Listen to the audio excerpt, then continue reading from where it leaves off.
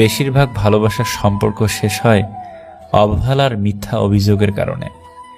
কারো রাত কাটে পুরনো স্মৃতিতে, কারো কাটে নতুন মানুষের সাথে, আর কারো চোখের জলে।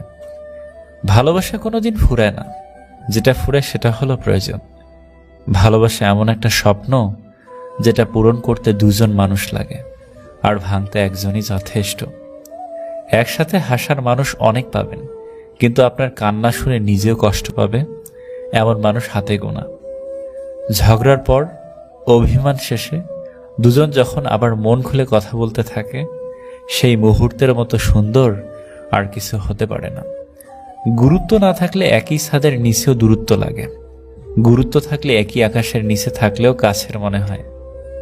নারীর প্রতি শুধু ভালোবাসা নয়, ভালোবাসাটাও দরকার।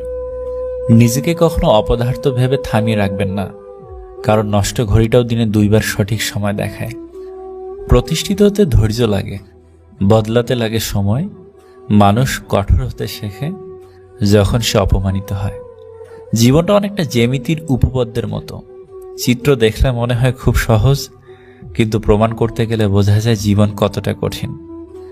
আবহাওয়ার পরিবর্তনের সাথে সাথে পৃথিবীর পরিবর্তন ঘটে, আর মানুষের পরিবর্তন ঘটে নাম্বার 1 প্রেমে পড়লে, নাম্বার 2 বিয়ে করলে, নাম্বার 3 বেশি টাকা হলে, নাম্বার 4 অভাবে পড়লে। গাল ফুলিয়ে রাগ করেছে, ধরেছে কঠিন আড়ি, শক্ত করে বলছে আমায় যেতেই হবে বাড়ি।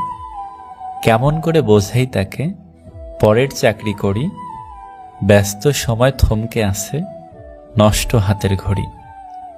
দূরে আছি তাই ভেব না, বইছি অন্য তরি, মনের ভিতর শুধুই তুমি, লক্ষ্যে একটা পড়ি।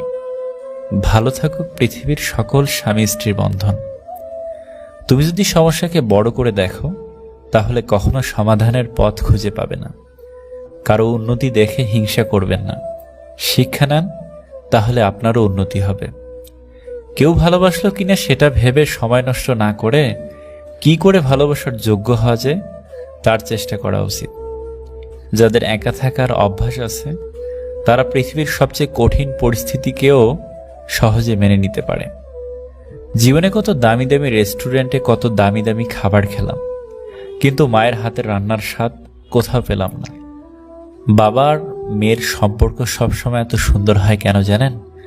কারণ মেয়েরা জানে পৃথিবীতে অন্তত ওই একটা মানুষ আছে যে তাকে কখনো কষ্ট দেবে না।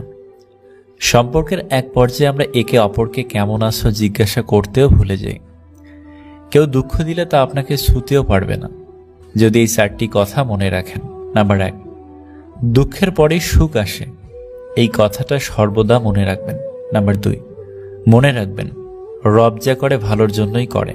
নাম্বার 3, নিজের পরিবারের সাথে সময় কাটান।